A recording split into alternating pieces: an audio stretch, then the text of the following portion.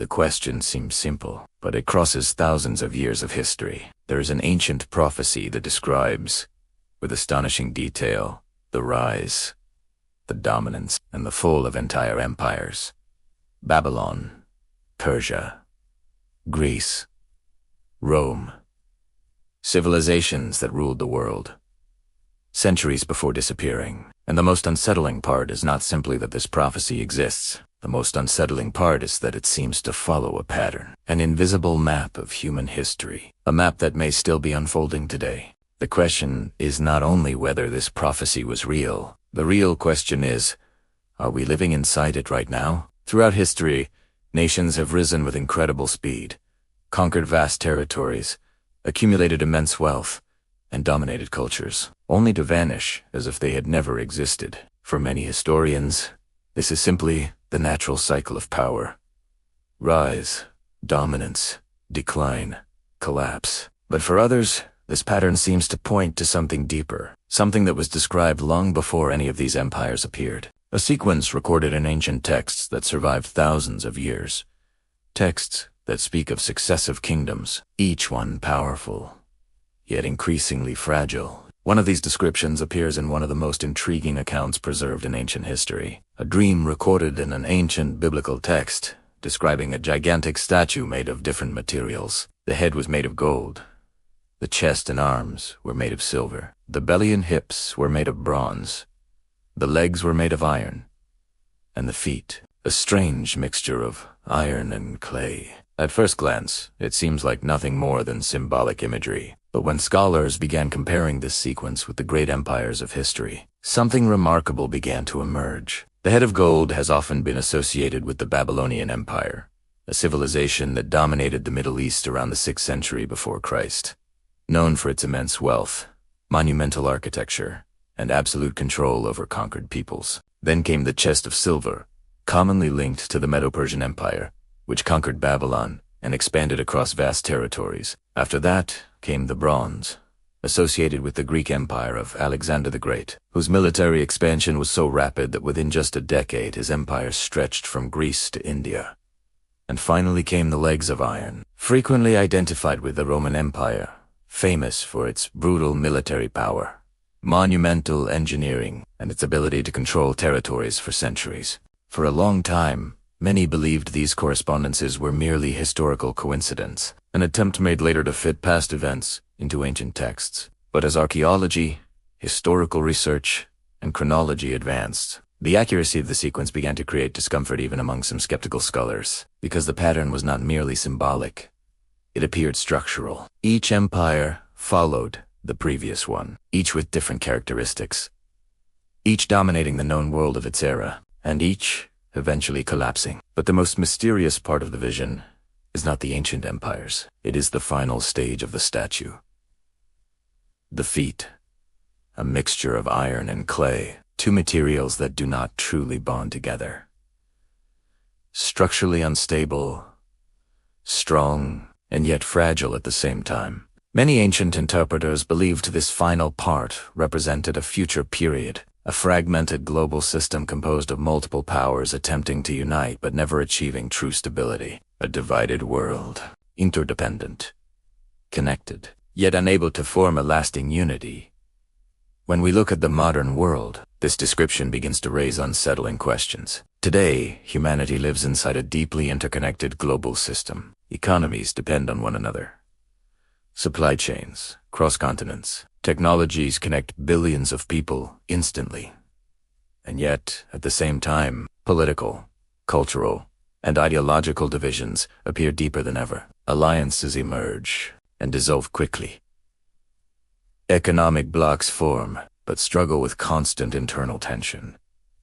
Nations depend on each other, while fiercely competing for power, resources, and influence. It is a world that is strong and fragile at the same time. And perhaps that is exactly what makes this ancient vision so disturbing, because it does not only describe the past, it suggests a pattern, a cycle of power that seems to repeat the same logic throughout human history. Civilizations rise, believing their dominance will last forever. They build monumental cities, complex political systems, massive economies. But eventually, something changes. Internal tensions grow. Corruption spreads. Inequality expands. Institutional trust weakens. And the system that once seemed indestructible begins to crack. Rome believed its empire would last forever. Babylon believed its walls were invincible. Greece believed its culture would dominate the world eternally. Each of these civilizations appeared at their peak, absolutely unshakable, until they were not. What makes this prophecy especially intriguing is that it does not end with an eternal empire built by human hands. It ends with something different, something that interrupts the cycle entirely. In the original vision, a stone appears, not carved by human hands, and strikes the feet of the statue. The entire structure collapses. Gold, silver, bronze, iron, everything shatters. Like dust carried away by the wind, and the stone grows, until it becomes something far greater. Over the centuries, this image has been interpreted in many different ways. Some see it as a spiritual metaphor, others as a symbol of historical transformation. But regardless of interpretation, the central idea remains fascinating. Human power, no matter how impressive it appears, has always been temporary. When we observe the 21st century, the world seems to be entering a new phase of transition. Unprecedented technological advances, artificial intelligence, digital financial systems, global surveillance, rapid geopolitical shifts, tensions between major powers, deep cultural transformations, the kind of historical moment when entire systems can change within just a few decades. And this raises an uncomfortable question. If there really is a historical pattern, if civilizations follow predictable cycles of rise and fall, where exactly are we within that cycle now? Are we living at the peak of a new invisible global empire, built on technology, data, and digital networks? Or are we entering the final phase of a system that appears powerful, but is structurally unstable? History reveals something curious. Civilizations rarely recognize their own decline while it is happening.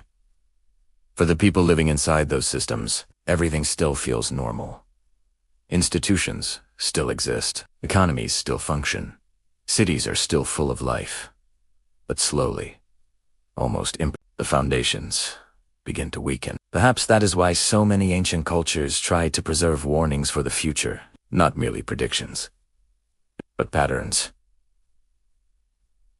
Cycles.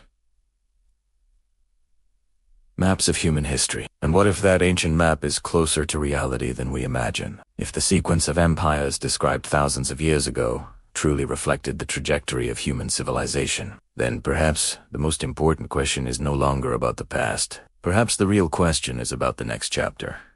Because if a pattern exists, then the next shift may already be in motion. Empires rarely fall in a single dramatic moment. They collapse slowly, until an unexpected event reveals that the structure was already hollow inside. And when that moment arrives, history changes direction. Perhaps that is exactly what those ancient words were trying to transmit across time. A silent warning.